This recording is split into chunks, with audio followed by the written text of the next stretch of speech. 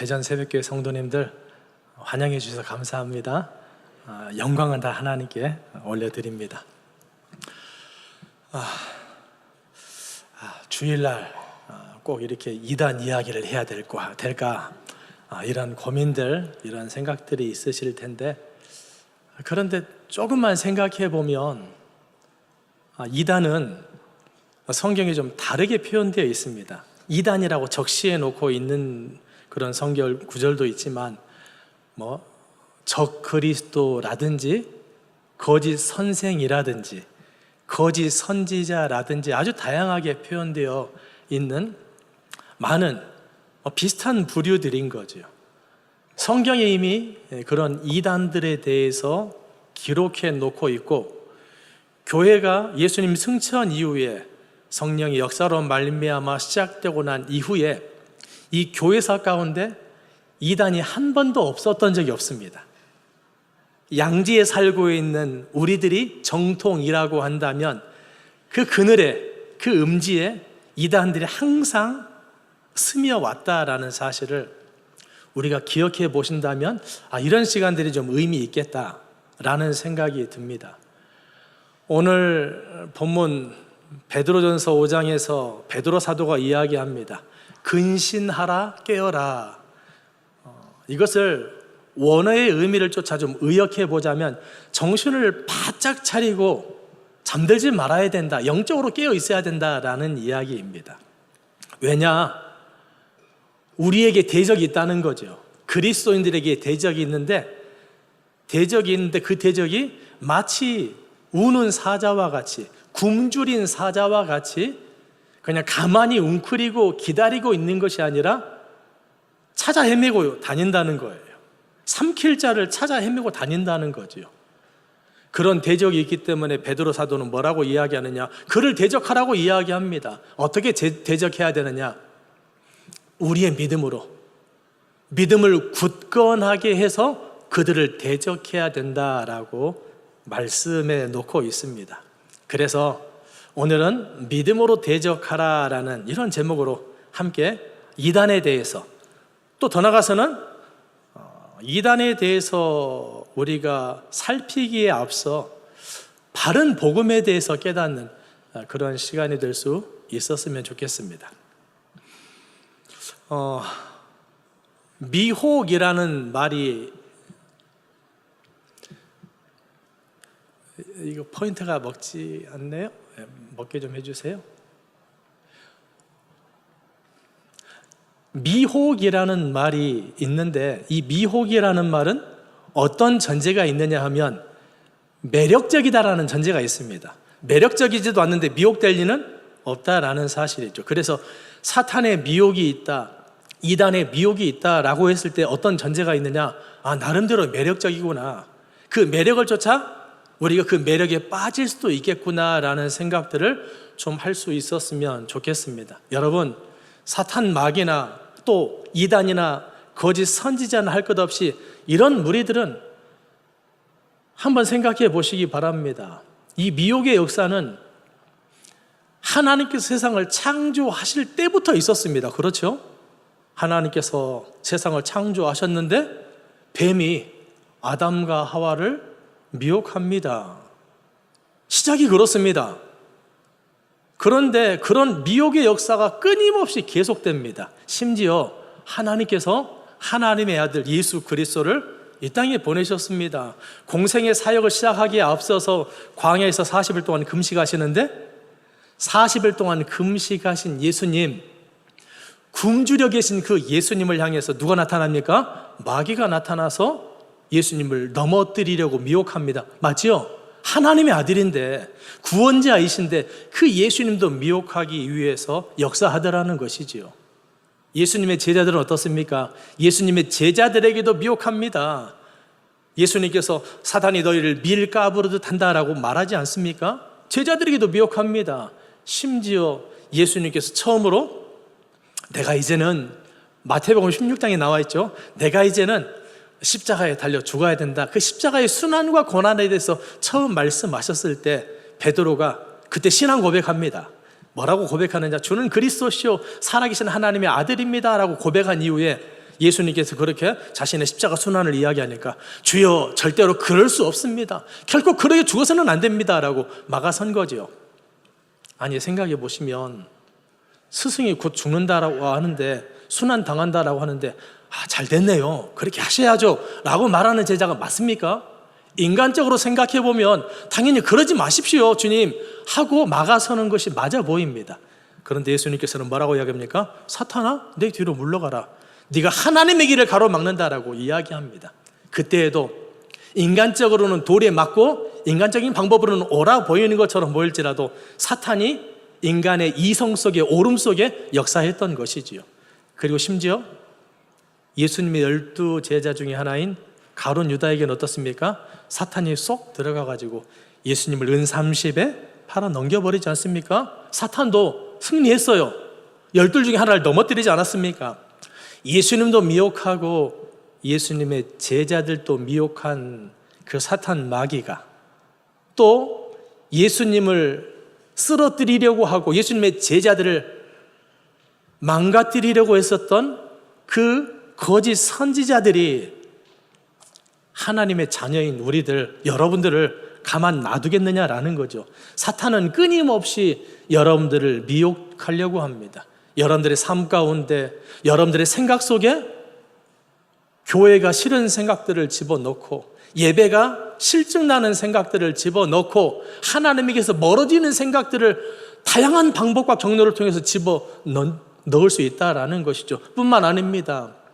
그런 사탄의 역사를 따라서 이단들도 우리에게 다가와가지고 얼마든지 미혹할 수 있더라는 것입니다. 그러니 여러분 우리가 미혹이라는 말을 전제했을 때 우리는 그러한 이단들의 매력에 사탄의 매력에 넘어가서는 안 되겠다라는 생각을 할 수 있었으면 좋겠습니다. 다음 페이지 넘겨주세요. 다음 페이지 넘겨주세요. 마태복음 24장에 보시면 이제 예수님께서 감람산에서 제자들과 함께 대화를 하는데 예수님께서 말씀하십니다. 예수께서 감람산 위에 앉으셨을 때에 제자들이 조용히 와서 이르되 우리에게 이르소서 어느 때에 이런 일이 있겠사오며, 이런 일이라고 하는 것은 예루살렘이 멸망하는 것을 두고 이야기합니다. 그러니까 예루살렘의 멸망이 언제 있겠사오며, 또 주의 임하심과 주 재림을 말하는 거죠. 세상 끝, 주 재림과 세상 끝에는 어떤 징조, 무슨 징조가 있사오리까 하고 제자들이 묻습니다. 거기에 대해서 예수님께서 답하시죠. 4절 보니까 예수께서 대답하여 이르시되 너희가 사람의 미혹을 받지 않도록 주의하라고 이야기합니다. 사람의 미혹을 받지 말래요. 누구에게요? 제자들에게요? 조금 더 폭넓게 생각해 보시기 바랍니다. 지금 뭘 묻고 있습니까? 제자들이 주의 임하심과 세상 끝의 징조에 대해서 묻고 있으니까 주의 임하심과 세상 끝에 살아가고 있는 우리들에게 하시는 말씀이겠죠. 사람의 미혹을 주의하라고 이야기합니다. 그럼 어떤 사람의 미혹을 주의하라고 말씀하십니까? 5절 말씀에서 보충 설명하십니다. 많은 사람이 하는 거 보니까 1명, 2명, 10명 이상 되는 것 같아요. 그렇죠? 많은 사람이 누구의 이름으로 옵니까? 내 이름으로 와서, 예수님의 이름으로 와서, 그러니 미혹할 만한 거지요. 매력적일 수 있는 거지요. 예수님의 이름으로 와서 나는 그리스도라라고 이야기합니다. 어떤 사람이 내가 그리스도라라고 이렇게 이야기하면 여러분들 안 믿을 것 같죠? 예, 그런 생각이 듭니다.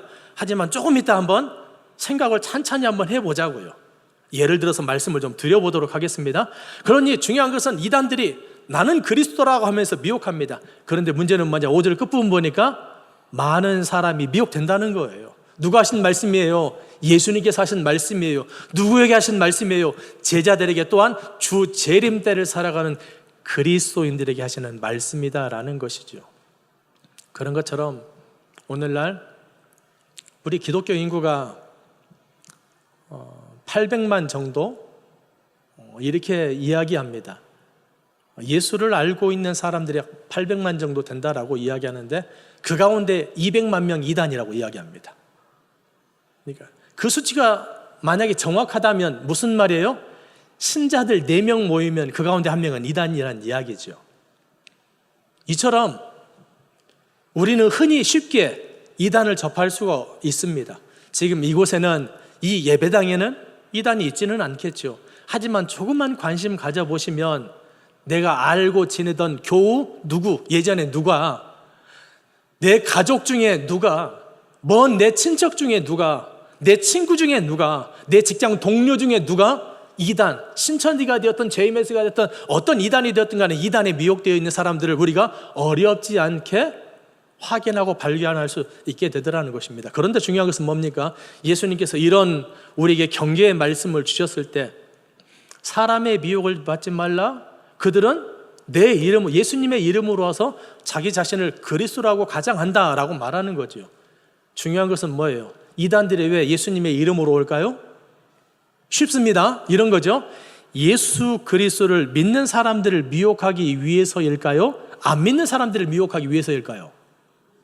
그렇죠. 예수님의 이름으로 온다는 것은, 예수님처럼 가장한다는 것은 누구를 미혹하기 위해서입니까? 예수 그리스도를 믿는 자들을 미혹하기 위해서인 거죠. 그러니 중요한 것은 우리가 예수님을 믿고 있다면 우리는 이단에 이미 표적이 되어 있고 사탄의 표적이 되어 있다는 것입니다. 그런데 우리의 생각은 어떻습니까? 이단하면 나하고 상관없다라는 생각이 지배적이지 않습니까? 이런 생각을 좀 바꾸셔야 됩니다. 이단하면 나하고 상관이 있습니다. 이단은, 사탄은 나를 미혹하기 위해서 끊임없이 노력해 왔고 앞으로 우리 생이 끝날 때까지, 하나님의 나라에 갈 때까지 우리를 미혹하기 위해서 역사할 수 있겠다라는 것이죠. 그러니 중요한 것은 이단을 잘 막기 위해서는 먼저 생각을 바꿔야 됩니다. 어떤 생각이요? 그렇구나, 나도 얼마든지 이단에 미혹될 수 있겠다라는 생각 말입니다. 제가 신천지에 미혹되었었던 사람들에 대해서 조사를 해보니까 신앙생활을 40년, 50년씩 했었던 집사님, 권사님, 장로님들이 수두룩이 빠져 있어요. 심지어 한국교회에서 목회를 하던 목회자들도 수백 명이 빠져 있는 것을 전에 보았었습니다. 그런 이 말은 무슨 말입니까? 신앙의 연수가 우리를 이단으로부터 지키는 것은 아니다. 교회에서 어떤 직분이라고 하는 것이 우리가 안전지대에 있는 것은, 이단으로부터 안전지대에 있는 것은 아니다라는 것을 우리가 꼭 좀 기억하셨으면 좋겠습니다. 그래서 예수님께서 마태복음 24장 다음 24절에서 이렇게 말하고 있는 것입니다. 다음이라는 신호를 드리면 이렇게 넘겨주시면 좋겠습니다. 누구까지 미혹한다는 거죠? 저 그리스도들이 할 수만 있으면 큰 표적과 기사를 보여서 큰 기적과 이사와 모든 능력을 통해서 누구도 미혹한다는 것입니까? 택한 자, 하나님의 자녀 택한 자까지라도 미혹할 것이다라고 예수님께서 말씀해 놓고 있다는 사실이죠. 데살로니가 후서 2장 9절에서는 이런 말씀이 기록되어 있습니다. 악한 자의 이 마음은 사탄의 역사를 따라 모든 능력과 표적과 거짓 기적과 불의의 모든 속임으로 역사한다라고 이야기합니다. 여러분, 사탄에게 나름대로 능력이 없다고 생각하십니까? 이단들에게 나름대로 능력이 없다고 생각하십니까? 아닙니다. 이단들도 나름대로의 능력이 있습니다. 모세가 자신이 가지고 있는 능력의 지팡이를 던지자 뱀으로 변했지요. 이 장면만 있었던 것이 아니잖아요. 애굽의 술사들도 자신들이 가지고 있는 지팡이를 던지니까 어떻게 됩니까? 역시나 뱀으로 바뀌더라는 것이죠. 그러니 하나님의 능력, 하나님의 기적도 있지만 반면에 사탄의 능력, 사탄의 기적도 있더라는 것이죠. 그러니 어떤 능력과 기적이 나타났다고 무조건 하나님의 역사야라고 단정 지을 수는 없겠다라는 것입니다. 그래서 하나님께서 우리에게 구별하고 분별할 수 있도록 무엇을 주신 거예요? 기준을 주신 거예요. 바로 하나님의 말씀이라는 기준을 주신 거죠. 그러니 어떤 기적과 능력으로 이것은 하나님의 역사야라고 단정 짓지 말고 이 말씀을 통해서 확인해 보라는 거죠. 이 말씀을 기준으로 삼아서 이 말씀을 통해서 확인해 봤을 때 맞다면 그것은 하나님의 역사이겠고, 그리고 맞지 않다면 하나님의 역사가 아니면 무엇이겠습니까? 사탄의 역사이고 사탄의 능력이겠다라는 것입니다. 이단의 문제를 이야기하다 보니까 좀 예를 좀 들면 좋을 것 같아요. 초대교회도 이단들, 거짓 선생들이 많이 역사했습니다. 자기를 예수님처럼 그리스도의 사도인 것처럼 가장하는 자들이 있었습니다. 고린도 교회에 있었던 일인데요. 다음 11장 고린도서 11장 3절 4절 말씀 보면 뱀이 그 관계로 하와를 미혹한 것 같이, 미혹을 왜 합니까? 왜 미혹합니까? 하나님에게서 단절시켜 버리도록 미혹하는 거죠. 하나님에게서 떠나버리도록 미혹하는 거죠. 그런데 여러분, 이 고린도 후서 11장은 사도 바울이 고린도 교회에 보내는 편지입니다. 어디에 보내는 편지라고요? 고린도 교회. 고린도 교회는 뭡니까? 예수님을 믿는 사람, 안 믿는 사람? 예수님을 믿는 사람, 복음을 받아들인 사람, 안 받아들인 사람, 복음을 받아들인 사람이더라는 거죠. 그러니까 예수도 알고 복음도 알고 복음도 받아들였고 예수 받아들인 사람들에게 사도 바울이 편지를 보내는 거죠. 4절 뭐라고 이야기합니까? 같이 한번 읽어보실까요? 만일 누가 가서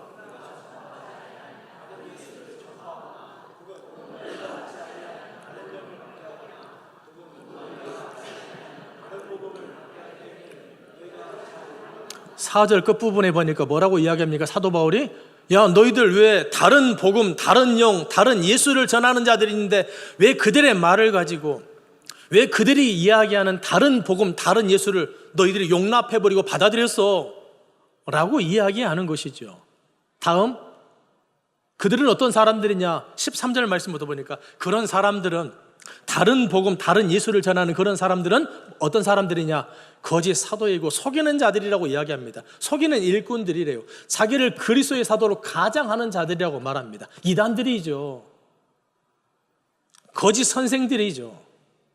그런데 여러분, 놀랍게도 왜 고린도 교회는 복음을 알고 있는 사람들인데, 예수를 알고 있는 사람들인데 다른 복음을 용납해버리고 다른 예수를 용납해버렸던 것일까요? 물론 찬찬히 고린도후서 내용을 살펴야 되겠지만 그냥 쉽게 이렇게 이야기하자고요. 만약에 고린도 교회가 예수에 대해서 명확한 기준을 가지고 있었더라면, 복음에 대해서 명확한 기준을 가지고 있었더라면 과연 다른 예수를 받아들였을 수 있을까? 기준이라는 것은 흔들리지 않는 거니까요. 다른 복음, 다른 예수를 전했을 때 받아들였을까? 받아들이지 않았을 것입니다. 복음에 대해서 명확했더라면, 예수 그리스도에 대해서 명확한 기준을 가지고 있었더라면 그들은 용납하지 않고 거절하고 물리칠 수 있었을 것입니다. 그런데 이 부분에 대한 명확한 기준을 갖지 못했기 때문에 이단들은 그래서 끊임없이 어떻게 역사하느냐? 이렇게 역사합니다.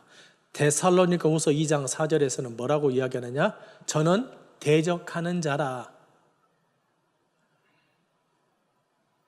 하나님의 성전에 앉아 자기를 보여 하나님이라고 하느니라 하면서 어디에서 역사한다라고 이야기하느냐? 대적하는 자가 범사에 일컫는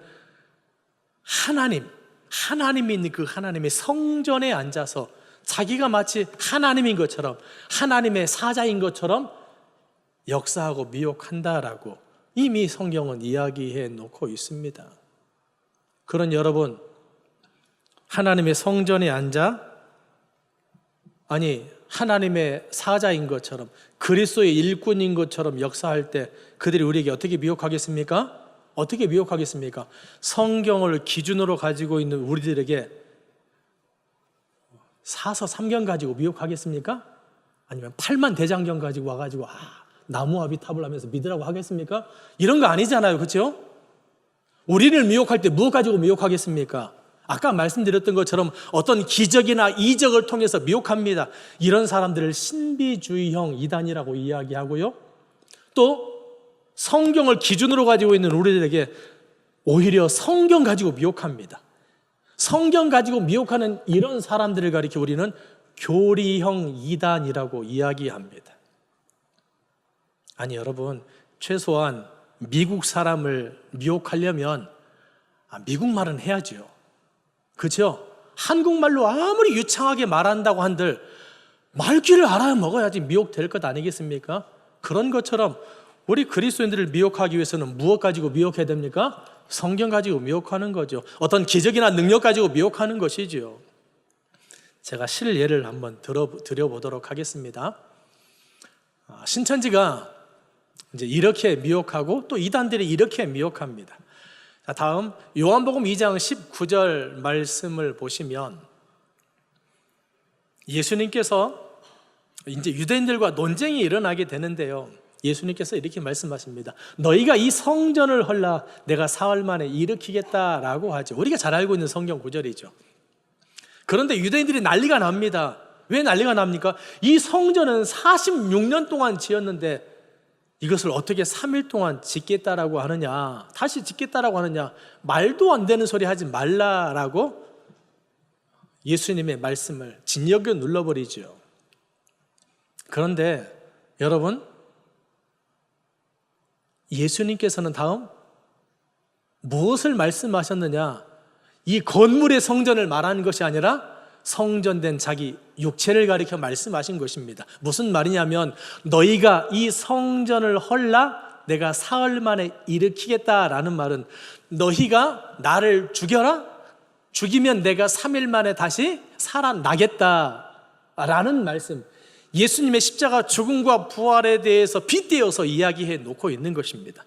그러니까 예수님께서는 예수님의 육체를 이 성전이라고 이야기하는 거죠. 그런데 유대인들은 예수님의 그 말씀을 성전의 그 성전을 의미를 파악하지 못하고 그냥 문자적으로 건물의 성전으로 받아들이다 보니까 오해합니까? 이해합니까? 오해하게 되는 거지요. 그러니 미쳤다고 이야기하는 것이죠. 예수님을 향해서.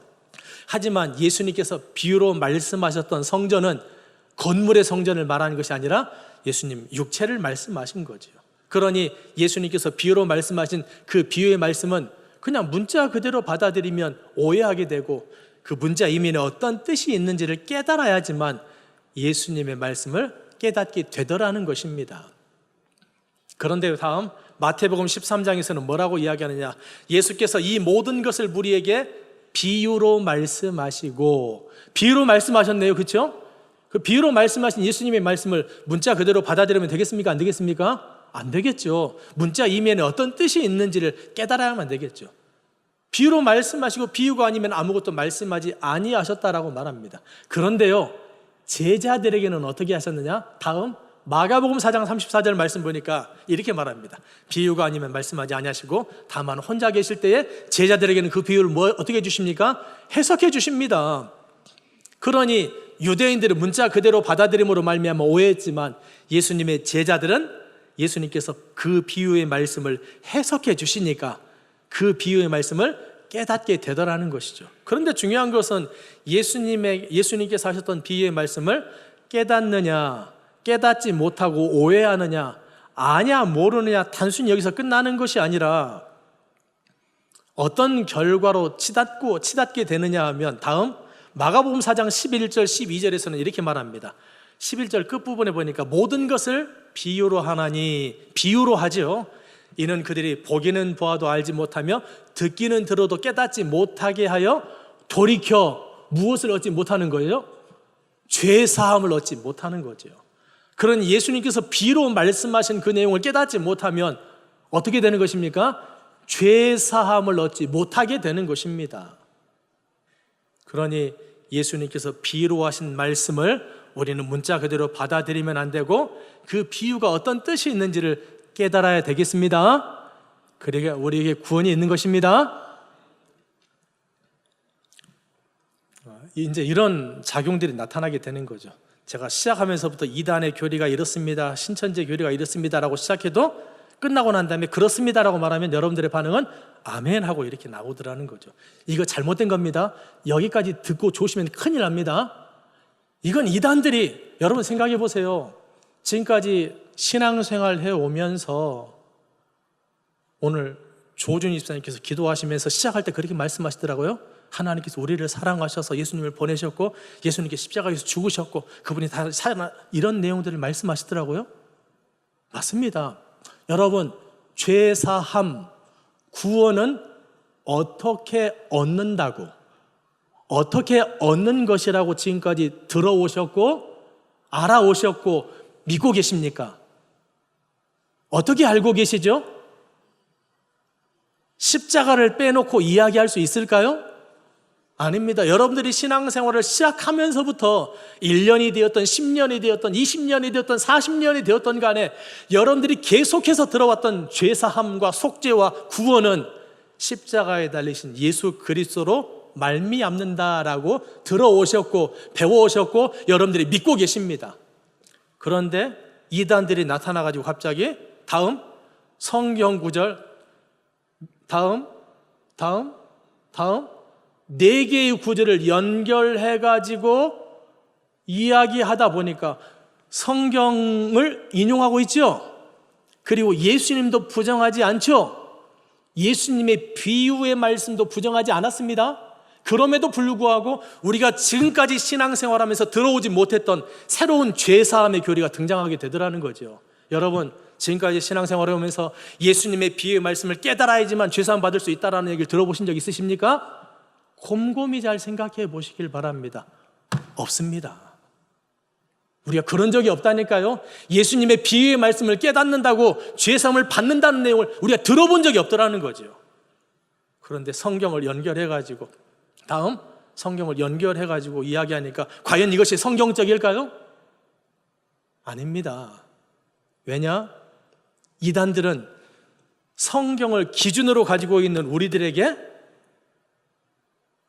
왜곡된 성경 내용으로 연결시켜가지고 성경의 본 뜻이 아닌 다른 뜻으로 결과 지어지도록 만들어 나가더라는 것이죠. 과연 요한복음 2장 19절 이하 21절 말씀이 마태복음 13장 내용하고 이렇게 연결시켜야 되는 내용일까요? 아니라는 겁니다. 심지어 예수님께서 요한복음 2장 19절에서 성전을 헐라라고 말씀하셨을 때 제자들은 예수님께서 부활하실 때까지 깨닫지 못했다라고 21절 이하에 나와 있습니다. 나중에 깨닫게 됩니다. 예수님께서 비유를 알려주셔가지고 해석해 주셔가지고 제자들이 알았던 게 아니라 무슨 말입니까? 연결하지 말아야 될 성경 구절을 연결하니까 어떤 답이 나옵니까? 황당한 답이 나오더라는 거죠. 우리가 알지 못했던, 우리가 지금까지 들어오지 못했던 새로운 답이 나오더라는 거예요. 그래서 복음은 익숙한 겁니다. 복음은 생소한 것이 아닙니다. 물론 처음 믿음 생활을 시작할 때 듣는 예수님은 생소한 것이겠지만 복음은, 구원은 익숙한 것이고 너무나 잘 알고 있는 것이고 2000년 동안 변함없었고 앞으로 주님 다시 오실 때까지 변함없는 것이 이 복음입니다. 그러니 이야, 저 사람 성경 구절을 잘잘잘 하면서 야, 이야기하더라 라는 말에 속아 넘어갈 필요가 전혀 없더라는 것이지요. 고린도 교회가 그처럼 복음을 제대로 명확하게 기준을 삼고 있었더라면 미혹될 일이 없었을 것이지요. 마찬가지입니다. 오늘날 한국 교회가 복음에 대해서, 죄사함에 대해서, 구원에 대해서 우리가 명확하게 기준을 가지고 있다면 어떤 이단이 우리를 미혹한다 할지라도 미혹되지 않겠더라는 것이지요. 제가 여러분들에게 선물 같은 성경 구절을 소개해 보자면 이런 겁니다. 히브리서 9장 12절 말씀입니다. 히브리서 9장 12절 말씀입니다. 꼭 좀 기억해 두시고 또 암기하실 수 있었으면 좋겠습니다. 어떻게 나와 있느냐? 염소와 송아지의 피로 하지 아니하고 오직 자기 피로, 예수님께서 십자가에서 흘리신 그 보혈로, 그 피로, 오직 자기 피로 영원한 속죄를 이루사라고 말합니다. 그러니 예수님께서 흘리신 그 보혈로 말미암아 우리의 속죄가 이루어졌는데 그 속죄의 유효기간은 언제까지라는 이야기예요? 영원한 속죄라고 하는 거 보니까 영원하다는 거죠. 영원하다는 말은 무슨 말입니까? 거기에 끼어들 틈이 있다는 말이 없다는 말이에요? 없더라는 거죠. 완전하다는 겁니다. 영원한 속죄라는 말은요, 완전한 속죄라는 이야기이고, 완전한 속죄라는 이야기 속에는 다른 어떤 구원자도 어떤 죄사함의 방법도 있을 수 없다라고 말하고 있는 것입니다. 그런 여러분, 이 복음에 대한, 이 구원에 대한 기준을 명확히 하시길 바랍니다. 그리고 교묘하게 제가 방금 설명드린 것처럼 교묘하게 우리를 미혹하기 위해서 접근하는 사람들, 그런 사람들에게 현혹되지 말았으면 좋겠습니다. 마태복음 24장에서 예수님께서 사람의 미혹을 받지 않도록 주의하라고 말씀하시는데, 이렇게 생각하면 쉽습니다. 예수님께서 이미 십자가에서 영원한 속죄를 이루셨다는 말은 무슨 말이냐? 다른 어떤 사람도 필요치 않다는 이야기죠. 다른 어떤 죄사함의 교리도 필요치 않다는 얘기죠. 이 말은 무슨 말입니까? 사람으로 나타나면 다 가짜다 이 말입니다. 아무리 현란한 말을 한다 할지라도 사람이면 다 가짜다, 이렇게 결론 지으시면 좋겠습니다. 조금 더 극단적이면서도 현실적으로 이야기해 볼까요? 어떤 사람이 성경을 창세기에서부터 요한계시록까지 66권의 말씀을 완벽하게 암기했습니다. 그리고 척척박사입니다. 묻는 말에 성경을 가지고 답을 다 합니다. 궁금한 것들이 있으면 성경 가지고 다 이야기하고, 그냥 강단에 서면은 2시간 동안 4시간 동안 하루 종일이라도 그 하나님의 말씀만으로 설교하고 설명할 수 있습니다. 이런 사람일지라도 내가 구원자야 라고 하면 무조건 가짜입니다. 좀 극단적인 이해죠? 그렇게 내가 구원자야 라고 말하면 무조건 가짜입니다. 심지어 내가 구원자야 라고 말하지 않더라도 느낌상 지가 구원자인 것처럼 말하면 무조건 가짜예요. 무슨 말인지 아시겠죠? 오늘날 이단들은 뭐라고 이야기하느냐? 내가 제 이름 예수야 직설적으로 말하는 이단이 있는가 하면, 또 어떤 사람들은 뭐라고 이야기하느냐? 마지막 시대의 주인공이야, 하나님께서 마지막 때에 택한 목자야, 이런 그럴듯한 말로 우리를 현혹시킵니다. 다 가짜라는 이야기예요. 다 무조건 가짜라는 이야기입니다. 어떤 기적과 능력이 나타난다 할지라도 자기 자신을 내세우고 사람을 내세우면, 성경 말씀을 다 암송한다 할지라도 사람을 내세우고 자기 자신을 내세우면 무조건 가짜다라는 것을 꼭 기억하시면 좋겠습니다. 자, 두 번째 팁입니다. 첫 번째는 뭐였습니까? 이단하면 나하고 상관없다는 생각을 버리고, 이단하면 나하고 상관 있겠다라는 생각을 갖자고 했습니다. 두 번째는 뭐냐? 성경을 성경으로 연결하더라도 성경적이지 않을 수 있다는 거죠. 성경은 성경으로 연결해야만 합니다. 이 강단에서 말씀을 전하기 위해서 우리 전도사님, 목사님들이 얼마나 공부를 많이 하신지 아십니까? 하나님의 말씀을 왜곡되게 전하지 않기 위해서, 하나님의 말씀을 하나님의 뜻대로 전하기 위해서 얼마나 공부를 하는지 모릅니까? 이 강단에서 그래서 말씀을 전하는 거죠. 주일날 말씀을 전하기 위해서 얼마나 많은 고민을 하고 얼마나 많이 성경을 연구하는지 모릅니다. 그렇게 다듬고 하나님의 뜻에 위배되지 않게 전하기 위해서 얼마나 애쓰고 노력하는지 모릅니다. 그렇게 전하는 말씀과 말씀의 연결은 옳겠지요. 하지만 이단들은 그렇지 않습니다. 자신의 목적, 자신이 원하는 답을 내기 위해서 성경 구절을 저렇게 연결하는 거죠. 요한복음 2장 19절, 마태복음 13장 34절, 마가복음 4장 34절, 마가복음 4장 11절 12절 이렇게 연결해 가는 거예요. 자기 마음대로 아전인수격으로 연결해 가는 거죠. 그러면서 우리가 듣지 못하는 다른 답, 성경을 찾아서 우리가 알고 있는 답이 아니라 다른 생소한 답을 내더라는 것입니다. 하지만 다시 한번 말씀드립니다. 복음은 익숙한 것이지 생소한 것이 아닙니다. 진리는 익숙한 것이지 생소한 것이 아닙니다. 그래서 진리의 단점이 있습니다. 진리는 진리입니다. 들으시는구만. 자, 여러분들 두 번째 내용을 좀 기억을 돕도록 하기 위해서 제가 예를 하나 드려보겠습니다. 성경을 성경으로 연결한다고 해서 성경적이지 않다라고 이야기했는데, 우선은 세 번째 한번 이야기하죠. 세 번째는 여러분, 교회 밖에 넘어가서 성경 공부하지 마시기 바랍니다. 성경 공부가 필요하면 교회 요청을 하시고, 또 교회 요청했을 때 또 내가 원하는, 왜냐하면 교회에서는 모두를 위한 교육이 펼쳐져야 되니까 나 개인에 맞추어서 공부하기가 쉽지는 않습니다.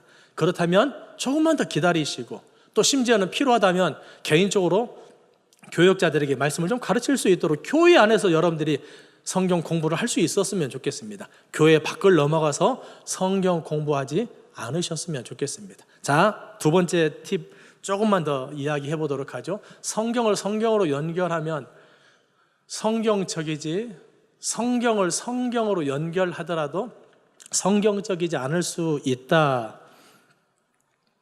이 내용을 좀 기억하도록 하기 위해서 제가 좀 예를 좀 들어서 이야기해 보겠습니다. 어떤 집사님께서 이제는 새해도 됐고 해서 그간 새벽 예배를 드리지 못했었는데 12월 달 이제 크리스마스 지나고 난 이후에 한 일주일 정도 지나면서 새해 되기 전에 이제 기도하면서 마음의 결단을 한 거죠. 그래서 새해부터는 좀 새벽 예배를 빠지지 않고 지켜야 되겠다라고 결단하고 서원을 한 것입니다. 그런데 1월 1일 날 이제 새벽 예배가 있는데 알람을 맞춰놓고 잤는데 이게 웬걸요? 못 일어났어요. 일찍 일어났어야 되는데 눈을 떠보니까 7시인 거죠. 그래서 어떻게 하느냐? 그래도 새벽 예배 이렇게 드리기로 했으니까 오늘부터는 또 하나님 앞에 기도해야 되겠다 싶어가지고 방 씻고 난 다음에 방 한켠에 딱 코너에 이렇게 무릎을 꿇고 기도하기 시작합니다. 그리고 한참 기도하다가 무릎 앞에 놓여져 있는 성경책을 딱 들더니 주여 오늘 말씀을 주시옵소서 하고 성경을 딱 폈습니다. 그랬더니 마태복음 27장 5절의 한 부분이 눈에 들어오는데요. 가룟 유다가 목을 메어 죽은지라. 그래서 덮었어요.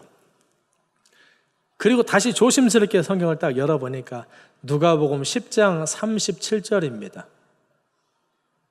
가서 너도 이와 같이 하라. 딱 덮었어요. 그리고 다시 조심스럽게 성경을 열었는데 요한복음 13장 27절의 한 부분이 눈에 들어오네요. 내 할 일을 속히 하라. 딱 덮었어요. 그리고 다시금 무릎을 꿇고 기도하기 시작합니다. 주여 오늘 말 왜 쭉 이렇게 하는데 갑자기 머리에 번뜩 지나치는 생각이 그렇구나. 너무 많이 잡고 신약만 넘겨서 그렇구나. 이번에는 조금만 잡고 넘겨봐야 되겠다 싶어서 조금만 잡고 딱 넘겼습니다. 열왕기상 18장 21절 어찌하여 둘 사이에서 머뭇머뭇 거리느냐. 마지막으로 성경을 열어보니까 야고보서 2장 26절이네요. 행함이 없는 믿음은 죽은 것이니라. 이 집사님이 그날 받은 하나님의 뜻은 뭐냐? 네가 새벽 예배를 서원해 놓고 안 나가? 그러니 당장 가룟 유다처럼 목매어 죽어라 라는 것일까요? 과연 그런 것일까요? 아니라는 겁니다. 아니라는 거죠. 마태복음 27장, 누가복음 10장, 요한복음 13장, 열왕기상 18장, 야고보서 2장 5개의 성경 구절이 연결되었지만 하나님의 뜻과는 무관할 수 있다는 거죠. 마찬가지입니다. 성경으로 무조건 연결한다고 해서 하나님의 뜻이다, 하나님의 말씀이다라고 단정 지을 수 없다는 거죠. 그런데 우리는 어떻습니까? 성경이 하나님의 말씀이니까 그 권위에 눌려가지고 누군가가, 내가 신뢰할 만한 누군가가 말씀을 막 전하면 어떻게 반응합니까? 그래, 맞아. 그럴 수 있을 것 같아. 맞아. 이렇게 반응할 수 있겠다라는 거죠. 하지만 여러분들 꼭 기억하셔야 합니다. 그래서 전문적으로 성경을 공부하지 않는 한 교회 밖에 넘어가서 성경 공부하는 것은 안 해야 된다라는 거죠. 교회 밖을 넘어가지 말아야 된다는 거죠. 사도 바울은 고린도전서 4장에서 뭐라고 이야기하느냐? 교회 밖을 넘어가지 말라는 말을 좀 이렇게 애둘러서라는 표현이 적합하지는 않습니다만 기록된 말씀 밖을 넘어가지 말라고 이야기합니다. 교회 밖도 넘어가지 말아야 되지만 말씀 밖을 안 넘어가기 위해서는 교회 밖을 넘어가서는 안 된다라는 거죠. 그럼에도 불구하고 우리는 교회 밖을 넘어갈 만한 상황이 생기게 되더라는 것입니다.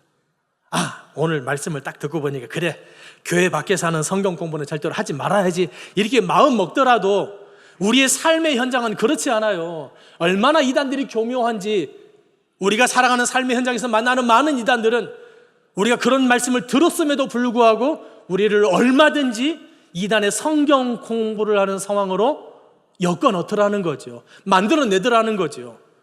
그래서 2007년도에 4만 5천 명이었던 신천지 신도가 코로나 전 2020년도에 30만 명까지 육박했던 것이죠.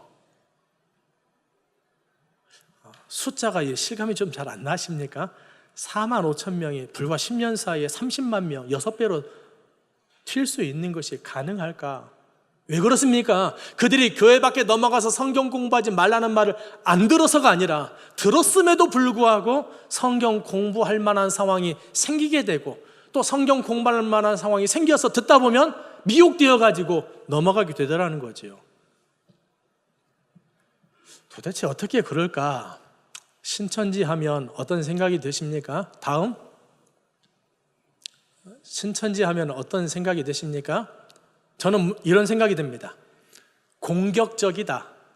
한국 교회에 최근에 가장 큰 영향력을 미쳤다. 이런 생각이 듭니다. 1950년대, 60년대에는 박태선 장로가, 신앙촌 박태선 장로가 굉장히 큰 한국 교회에 영향을 미쳤지요.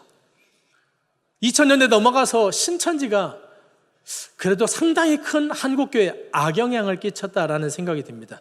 왜요? 그들의 포교 방법 때문에 그렇습니다. 이단들은 한결같이 누구에게 접근합니까? 신앙하는 우리에게 접근합니다. 그런데 다른 이단들은 태가 나요. 어떤 태가 납니까? 파수대 있네요. 누구예요? 여호와 증인이네요. 그렇죠? 여호와 증인에 미혹되지 않으려면요 파수대 피해 다니면 돼요. 좀 극단적으로 이야기하면 그렇습니다. 태가 난다니까요. 그리고 하나님의 교회 있죠. 아빠 하나님, 엄마 하나님 있는데, 어머니 하나님 있는데 있죠. 그것도 포교하다 보면 자신이 하나님의 교회 사람이다, 어머니 하나님을 믿고 있다라고 자신의 정체를 이야기합니다. 그러니 이야기하다가 그렇게 이야기하면 피해버리면 됩니다. 그런데요, 신천지는 자신의 목적을 달성할 때까지 숨기는 거죠. 모략 전도라는 말로 우리가 익숙한 거짓말 포교 활동을 그렇게 하더라는 것입니다. 거짓말의 수위도 웬만한 것이 아니라 그냥 거짓말의 수위도 그냥 상대방을 엮어 넣기 위한 어떤 수단과 방법을 다 동원해 가지고 어떤 거짓말도 어떠한 변장도 다 하더라는 것입니다. 여러분, 신천지 미혹되지 않기 위해서는 어떻게 해야 됩니까? 두 가지입니다. 다음 두 번 눌러주세요.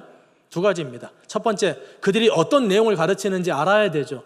오늘 제가 앞서 잠깐 말씀드린 것은 하나의 예를 들고 그리고 아주 쉽게 예를 든 겁니다. 신천지 이야기를 제가 지금 이 시간 잠깐 한 30분 동안 하면은요, 여러분들 혼미할 거예요. 저게 맞나 맞지 않나 막 이런 생각들 속에 혼미할 수 있습니다. 무슨 말이냐? 이단이라고 말해도 우리가 혹할 수 있다는 거죠.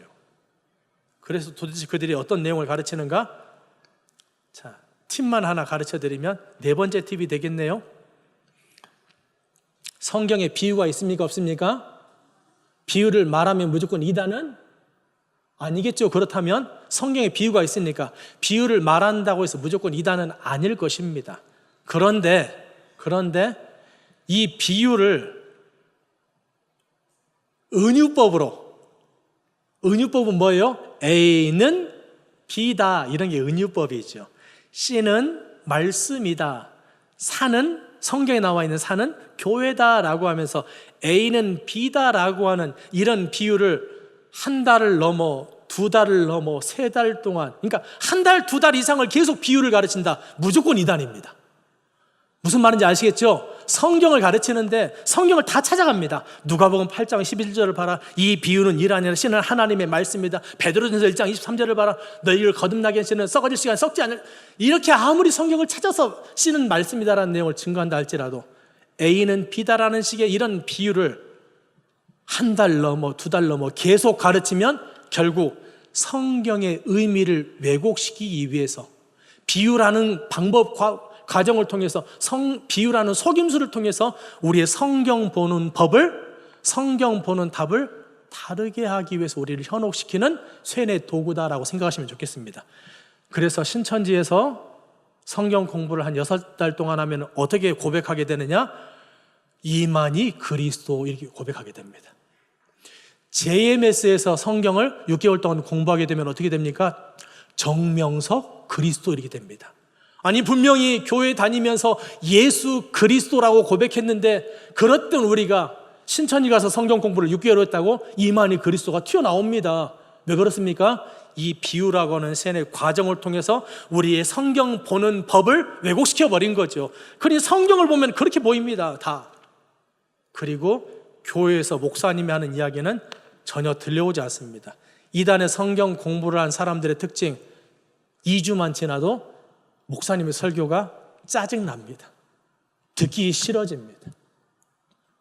그만큼 이단의 교리가 자극적이고 독성이 강하다라는 것을 우리가 잊지 않으셔야 됩니다. 그래서 팁은 그 정도로 하고요. 또 기회가 있으면 다음에 이야기하도록 하고요. 그래서 5번째로 말씀드린 것은 비유로 한 달 이상 가르치면 이단이다 이렇게 결론 지을 수 있었으면 좋겠습니다. 자, 2번째로는요, 그들이 어떤 내용을 가르치는가, 이 내용과 또 그들이 어떻게 포섭하는가, 이 포섭 방법에 대해서 우리가 알 수 있으면 그래도 막아낼 수 있지 않겠는가.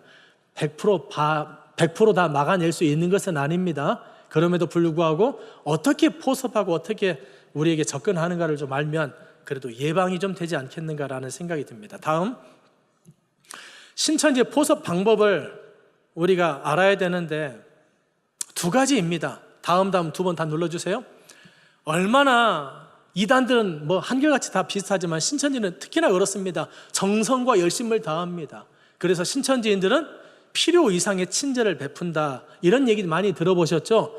너무나 친절을 많이 베풀 때는 좀 의심해봐라 라고 이렇게 이야기하는데, 저는 그런 표현은 적합하지 않다고 생각합니다. 저는 우리 대전 새벽교회가 할 수만 있다면 예수님처럼 헌신적으로 희생하며 사랑하면서 살아가라고 이야기하고 싶습니다. 그래서 그냥 도에 지나치도록 그렇게 주변을 섬기고 또 교우를 섬기고 사랑할 수 있었으면 좋겠다라는 생각을 합니다. 그러니 너무나 큰 친절을 베풀어 온다라는 것 가지고 이렇게 분별하고 판단하기보다는 교회 밖에 성경 공부를 유도했을 때는 반드시 우리가 의심해 볼 필요가 있겠다라는 생각이 듭니다. 그들의 열심과 정성이 어느 정도냐면, 여러분들 생각해 보세요. 교회 밖에 넘어가서 성경 공부하지 말라는 얘기를 지금 들었는데 이렇습니다. 여러분들이 한번 그런 대상자의 입장에 섰다고 한번 생각해 보시면 좋겠습니다. 전에 신천지에서 1년에 한 50명씩 포섭하던 여자 신천지 신도가 있었습니다. 그분의 수첩을 볼 기회가 있어가지고 수첩을 봤는데요, 수첩에 사람들의 이름과 정보가 빼곡하게 기록되어 있습니다. 그런데 특징적인 것은 3단계로 구분되어 있습니다. 1단계는 앞쪽에, 또 2단계는 중간 정도에, 3단계는 끝부분에 다 해가지고 한 달, 2달 안에 포섭할 사람들은 1단계, 그리고 좀 멀리 6개월 정도로 기준을 둬서 6개월 안에 포섭할 사람들은 2단계, 그리고 1년 이후에 포섭할 사람들은 3단계 해가지고 그렇게 사람들의 명단을 쭉 적어놓고 포섭을 하던 여자 신도였는데, 그 신천지 여자 신도가 포섭하는 사람 가운데 갑자기 급성으로 만성 신부전증, 콩팥이 2개 다 고장 나버린 거예요. 그러니까 일주일에 3번씩 혈액 투석을 받아야지만 살 수 있는 형편에 처한 거죠. 이 신천지 여자 신도가 어떻게 했느냐, 그분의 손을 떡하니 잡더니, 집사님, 내 콩팥이 집사님에게 맞으면 집사님에게 떼어줄게요, 갑시다 병원에, 이렇게 진짜 데려갔습니다. 별로 안 놀라시네요. 놀래야 되는데 좀. 조금 더 적극적으로 이야기하면, 여러분들이 지금 장기를 이식받아야 되는 상황이고 골수를 이식받아야 되는 아주 위급한 상황이라고 전제해 보겠습니다. 내 생명이 경각에 달려있는 그런 상황 가운데 우리가 처해 있다고 한번 생각해 보시죠. 그런데 쉽사리 가족들도 하고 싶어도 할 수 없는 상황에 처할 수 있지 않습니까? 또 쉽게 결단하기도 쉽지 않고요. 그런데 나하고 아무런 상관이 없는 누군가가 나에게 와가지고, 집사님, 내가 너의, 그렇죠, 내가 나의 장기를 이식해 줄게, 내 골수를 이식해 줄게 라고 한다면, 우리는 그런 사람은 그냥 생명의 은인인 거죠. 그런 생명의 은인이 부탁하고 말하면 들어주겠습니까? 안 들어주겠습니까? 들어주겠어요? 안 들어주겠어요? 그런 분이 갑자기 와가지고 이야기하는 거죠. 집사님, 내가 어릴 때 다니던 모교에 전도사님이 계셨는데 그분이 외국으로 유학하셔서 공부를 잘 하셔가지고 외국에서 개척을 하셨는데 우연찮게 이번에 안식년을 맞아가지고 한국에 들어왔는데 어렵사리 연결되다 보니까 이제 3개월 후에는 다시 돌아가야 된다고 하네. 그래서 내가 그 목사님에게 돌아가시기 전 3개월 동안 목사님께서 이렇게 알고 계시는 것들을 성경을 좀 가르쳐 주시면 좋겠다고 이렇게 열심히 매달리고 어렵게 이렇게 승낙을 받아 놓았는데 내가 갑자기 집사님이 생각나잖아. 집사님, 나랑 같이 3개월 동안만 이렇게 같이 공부하자. 공부하겠어요? 안 하겠어요? 공부하겠어요? 안 하겠어요? 생명의 은인인데. 여러분, 교회 밖을 넘어가서 성경 공부하지 말라는 이야기를 들어도 내 삶의 현장에서는 교회 밖을 넘어가서 성경 공부할 만한 상황이 펼쳐질 수 있겠더라는 것을 우리가 잊지 말자는 거죠. 제가 좀 극단적인 예를 들었지만 그렇습니다. 있었던 사실입니다. 극단적인 예지만 정말 있었던 일이고 얼마든지 우리의 삶의 현장에서 이단의 성경 공부를 할 만한 상황이 나에게 펼쳐질 수 있겠다는 것이죠. 혹시나 이와 비슷한 상황이 생기면 여러분 꼭 좀 수지타산을 좀 계산해 보세요. 신장 하나 받고 나 지옥 갈래 라고 생각하실 분들은 하세요. 골수 이식 받고 나 지옥 갈래 하실 분들은 하세요. 무슨 말입니까? 골수를 이식받고 장기를 이식받아서 우리의 생명이 연장되겠지요. 조금 더 건강하게 살 수 있겠죠. 하지만 그럼에도 불구하고 그런 말미암아 내가 이단의 신도가 되어서 이단에 미혹되어서 내 생명이 끝이 나버린다면 나는 지옥 가는 것이겠죠. 그러니 여러분 좀 구분을 해야 됩니다. 어떤 구분을 해야 되느냐? 장기를 이식해 주겠다? 감사합니다. 잘 받으세요. 섬겨주는 섬김 잘 받으세요. 하지만 그걸로 끝입니다.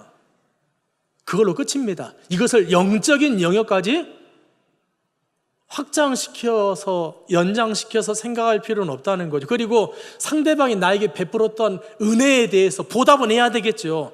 그것이 어떤 것일지는 모르겠지만 영적인 성경 공부는 말고, 그렇죠, 내가 할 수 있는 바 최선을 다해서 상대방을 섬기고 할 수 있는 바 최선을 보답을 해야 되겠죠. 하지만 거기서 끝입니다. 거기서 끝입니다. 성경 공부는 안 됩니다. 집사님 이렇게 장기를 이식해 준 것은 참 감사합니다. 거기에 대해서는 내가 평생 집사님에게 은혜를 갚아야 됩니다. 이렇게 하고 저렇게 해야 됩니다 라고 말한다 할지라도 성경 공부는 교회 밖에 넘어가서 할 수가 없습니다. 그 목사님이 훌륭하시다면 집사님 열심히 배우세요. 저는 우리 교회에서 우리 목사님 설교 듣고 우리 교역자들의 설교를 통해서 교육을 통해서 충분히 만족합니다. 저는 교회 요청해서 교회에서 학습하겠습니다 라고 냉정한 것 같죠? 아닙니다. 그래서 여러분들 우리 정 많은 집사님, 권사님 조심하세요. 정 많으신 분들 조심하셔야 됩니다. 신천지는 그래서 당장 생판 모르는 사람이 와가지고 성경 공부하자면 하겠습니까? 안 하죠.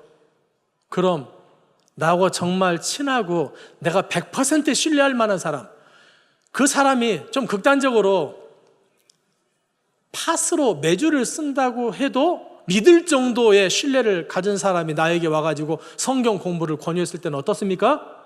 달라요.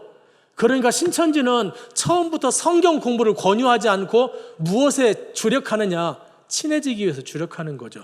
신뢰를 형성하기 위해서 주력하게 됩니다. 친분을 쌓고 친해져서 요즘식으로 이야기하면 가스라이팅 같은 거죠.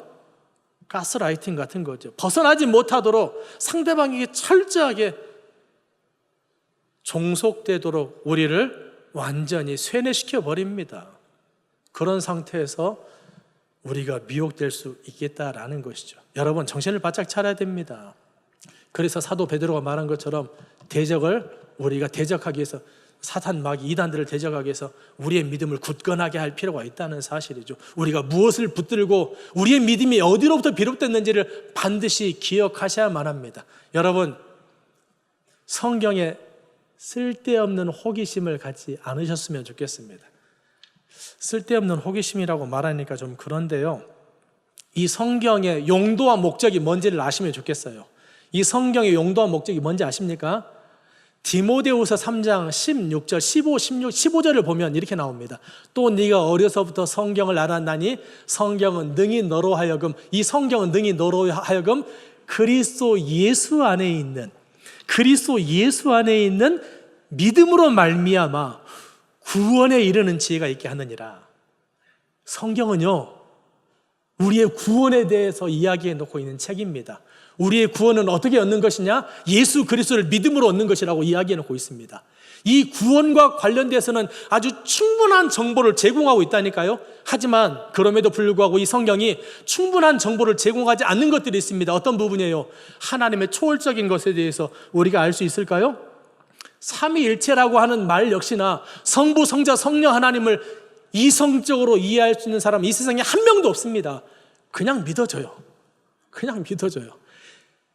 예수님께서 동정녀의 몸을 통해서 태어나셨대요. 누군가 와가지고 여기서 17살 먹은 소녀가, 고등학생이 와가지고, 여러분 저는 남자와 동침한 적이 없는데 아이를 임신했어요 라고 말하면 여러분들이 이야 정말 대단하다, 어떻게 그런 일이, 놀라운 하나님의 역사라고 박수 치겠습니까? 여러분들 생각 빤하죠. 네가 아무리 그렇게 말해도 너는 부정한 짓을 했을 거야 라고 생각하죠. 하지만 마태복음 1장에 나와 있는 예수 그리스도 동정녀 사건만큼은 아무런 의심이 안 생기는 거예요. 저에게, 여러분들에게도 마찬가지죠. 여러분, 이런 초월의 영역은 그냥 이해가 되는 게 아니에요. 그래서 에베소서 2장 8절에 선물이라고 하잖아요. 그냥 하나님께서, 성령 하나님께서 그냥 우리에게 믿음을 확 집어넣어 버린 거죠.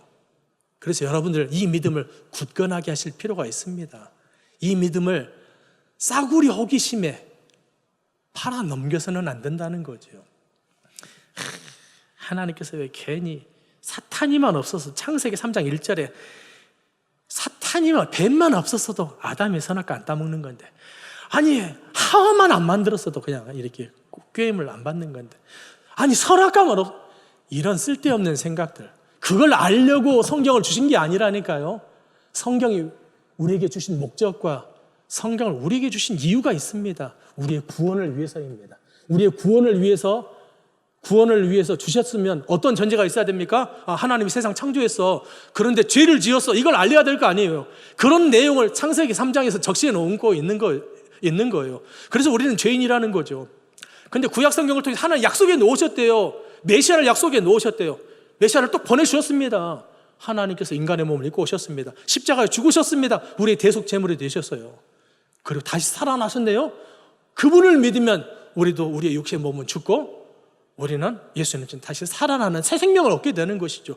십자가에 달리신 예수님을 믿으면 이런 거듭남의 역사, 구원의 역사, 죄사함의 역사가 나에게도, 내 속에 있는 성령님께서 나에게 적용시켜 나가더라는 것이죠. 이런 이야기를 성경은 계속 뭐 하고 있습니까? 우리의 구원에 대해서 충분하게 정보를 기록해 놓고 있더라는 것이죠. 그러니 이 정보를 파악하기 위해서 글로 되어 있으니까 우리의 이성과 우리의 논리로 열심히 읽고, 더 나아가서는 성령의 감동으로 기록된 책이니까 기도하면서 성령의 깨달음, 성령의 깨우침을 구하면서, 또 강단에선 목사님의 깨우침, 그렇죠, 삶의 해석을 통해서 우리가 또한 신자의 삶의 자세를 알아가면서 살아가는 것, 이게 성경의 목적이라니까요. 이거 외에 우리에게 다른 죄사함을 알려주기 위해서, 다른 신비한 무엇인가를 알려주기 위해서 기록한 거 아니라니까요. 그런 여러분, 성경에 호기심을 가질 때 건강한 호기심을 갖고 불필요한 호기심은 다 던져버릴 수 있었으면 좋겠습니다.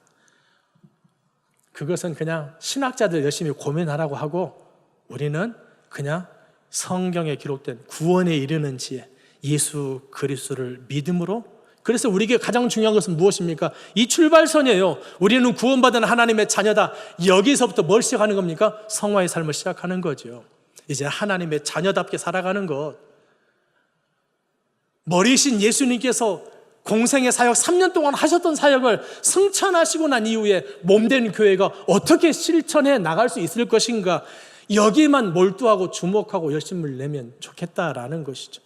제가 좀 흥분했습니다. 곁길로 좀 빠졌는데요. 여하튼간에 이단은 이렇습니다. 우리가 교회 밖을 넘어가서 성경 공부하지 말라는 이런 이야기를 들음에도 불구하고 교회 밖을 넘어가서 성경 공부할 만한 상황이 생기게 되더라는 것입니다. 하나만 더 이야기하죠. 하나만 더 이야기하고 마치도록 하겠습니다. 2020년도부터 코로나가 심각하게 우리 한국 사회를, 아니 전 세계를 강타해서 사회적 거리두기 참 힘든 시기를 모두가 다, 교회도 마찬가지 모두가 다 거쳐왔는데, 이 코로나가 한창일 때 2020년도에 그 신천지에 어떤 그런 문제가 발생해가지고, 그렇죠, 대구 사건 기억나십니까? 발생해가지고 그래서 정부에서 신천지 전수조사를 한 거예요. 신천지 전수조사를 하다 보니까 그간 자신이 신천지인이라는 것을 숨기며 살아왔던 사람들이 가족들에게 다 노출된 거죠. 그래서 2020년도, 21년도 한 상당한 기간 동안 신천지가 포교의 환계, 포교의 정체 어떤 기가 있었습니다. 그런데 그 시기가 지나치고 난 다음에 그 상황을 놓고도 포교 방법을 개발해 내더라니까요. 어떤 시기냐면 이런 시기입니다. 어떤 자매가 이제 신천지 안에서 포교를 하는데 어떻게 포교하느냐면 이런 겁니다. 이제 포서발 대상자 친구가 딱 있는데 그 친구에게 연락을 하죠. 뭐라고 연락하느냐? 누구야? 수키야, 이렇게 제가 수키라고 표현하겠습니다. 여기에 수키라는 성함을 가지고 계시면 죄송합니다. 수키야, 내가 신천지인이라는 건 너도 알잖아. 그런데 이번에 코로나 사태로 인해서 우리 가족들도 다 알게 되다 보니까 나는 그래도 우리 가족들이 나를 받아줄 줄 알았는데 나를 왕따시키고 손절해 버렸어. 내가 그래서 가족들에게도 버림받아서 너무나 고통스럽고, 심지어 최근에는 죽고 싶다는 생각까지 들어서 너무나 고통스럽고 힘들다라고 말하는 겁니다. 그럼 수키는 어떻습니까? 최소한 너 이단이지만, 신천지에 빠져있지만 죽는 것은 하면 안 된다, 이렇게 막아서지 않겠습니까? 그러면서 자신의 어떤 입장과 처지를 자살이라는 컨셉을 가지고 그래서 수키가 나를 계속해서 자살하지 못하도록 관리하도록 상황을 만들어가는 거죠. 그렇게 한참 이렇게, 그러니까 최소한 신앙적인 교류는 없더라도 전화 통화하고 인간적인 그런 교류는 계속 그렇게 만들어가는 것입니다. 아니 죽겠다 하는데 네가 좀 그렇죠, 한 번 만나보고 두 번 만나보고 이런 것은 불가능한 것이 아니지 않습니까? 그래서 그렇게 하면서 관리를 쭉 하게 되는 것이죠. 그렇게 좀 시간이 지나다가 이 신천지인이 이렇게 말합니다. 수키에게, 수키야, 내가 요즘에 좀 심한 또 고민이 생기는데 자꾸 외부에서 신천지가 이단이라고 하니까, 분명히 내가 신천지에 들어갈 때는 성경 공부를 통해서 확신하면서 들어갔는데 자꾸 외부에서 이단이다, 잘못되었다라는 정보들을 계속 듣다 보니까 지금 내가 혼란에 빠졌어. 내가 도대체 어떻게 해야 될지를 모르겠고, 내가 정말 옳게 신앙을 하고 있는지, 잘못된 신앙을 혹시나 하고 있지는 않는지 지금 설왕설래하고 너무나 혼동스럽고 혼란스럽다. 정신을 못 차리겠다. 그런데 너는 나보다 분별력이 좋잖아. 그러니까 네가 한 달만 신천지 성경 공부해보고 네가 아니라고 하면 내가 신천지 정리하려고 해. 그런데 어디 장소에 가서 성경 공부하는 게 아니라 그냥 온라인으로 접속해가지고 한 달 동안만 일주일에 3번씩 혹은 4번씩 성경 공부해가지고 네가 한 달 동안 듣고 신천지 잘못되어서 아니다라고 결론 지면 나 신천지에 나올 그런 마음을 가지고 있어. 이렇게 미끼를 던지는 것입니다. 여러분들이 수키 입장이라면 한 달 동안 성경 공부 하겠어요? 안 하겠어요? 아니, 내가 한 달 동안 인터넷으로, 그렇죠, 어디 가는 것도 아니고 인터넷으로 공부해가지고 그냥 듣는 척 마는 척 하더라도 내가 아니라고 결론 지면 신천지 나오겠다는데 내가 당장 들어야지, 이런 생각 안 드십니까?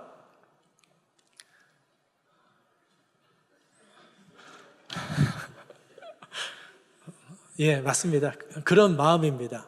안 해야 되겠다라는 이런 고백을 하시더라도 내 삶의 현장에서 그런 상황이 생기면 그래, 내가 한 영혼을 구할 수 있는데 내가 조금만 희생하면 내가 저 친구를 얻을 수 있고 다시 예수님의 품으로 돌이킬 수 있는데 그래, 내가 한번 해봐야지, 이런 마음이 생길 수 있겠더라는 것이죠. 하지만 여러분, 그렇게 시작한 한 달이 6개월이 되고 6개월이 1년이 되고 1년이 지나 신천지에 입교하게 된다라는 것입니다. 그런 여러분, 이단의 교리는 아예 처음부터 접하지 않는 것이 좋겠다. 혹시나 그렇게 접근해오는 친구가 있다면, 그래? 너 잘됐다, 우리 목사님이 소개시켜줄게, 이렇게 데리고 오면 됩니다. 그럼 그 사람의 본의가 드러납니다. 나를 포섭하기 위해서 거짓말했는지, 정말로 흔들려서 혼란스러워서 정말 나에게 그런 말을 하는지 진위 여부를, 그래? 그렇다면 내가 이단 상담소 가보자, 혹은 우리 교회 목사님한테 가보자 라고 하면서 쉽게 그 진위 여부를 파악할 수 있지, 여러분들이 주체가 되어서 무엇인가를 분별하고 판단하려고 시도하지 말자는 것이죠.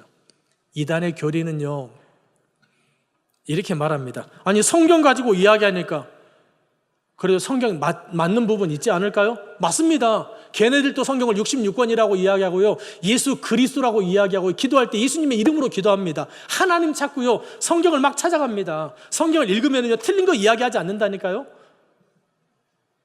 그럼 신천지나 이단들이 맞나요? 아닙니다. 여러분, 아날로그 시계 있죠? 아날로그 시계, 전자시계 말고요, 고장난 시계도 하루에 2번은 맞습니다. 딱 가만히 서 있어도요, 하루에 2번은 맞아요. 2번 맞다고 그것을 정상적인 시계라고 말할 수 없는 것처럼, 이단들이 성경을 말한다고 해서 성경을 옳게 말한다, 바르게 말한다고 이야기할 수 없다는 사실. 여러분, 성경 공부 교회 밖을 넘어가서 하지 마시기 바랍니다. 그럼에도 불구하고 내 삶의 현장에서 얼마든지 성경 공부가 교회 밖에서 할 만한 상황이 펼쳐질 수 있는데, 이 시간 정신 바짝 차리고 교회 밖에 넘어가서 할 만한 그런 성경 공부들은 교회에 알리세요. 교회에 숨기는 것은 옳지 않습니다. 그리고 교회에 알리지 못하는 것은요, 또 교회에 알리지 말라고 하는 것은 다 이상한 것들이에요.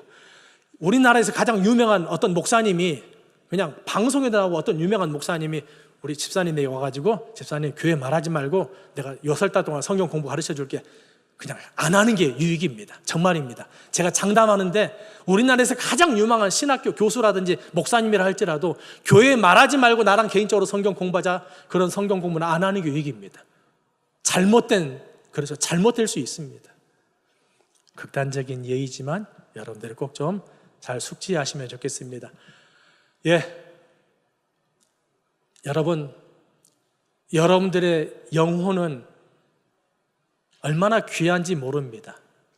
여러분 한 사람 한 사람 때문에 예수님께서 죽었다는 사실 아십니까? 우리가 극단적으로 그런 얘기 하잖아요. 이 지구에 나 혼자 있더라도, 여러분 혼자 있더라도 예수님은 바로 나를 위해서 십자가 지셨다라는 사실. 그래서 우리를 예수님짜리, 이거 3만 원짜리거든요. 우리는 예수님짜리잖아요. 그만큼 귀한 존재들입니다. 그 여러분의 생명이 예수 그리스도 안에서 하나님의 나라에 이를 때까지 온전하기를 소망합니다. 잠깐 기도하시죠.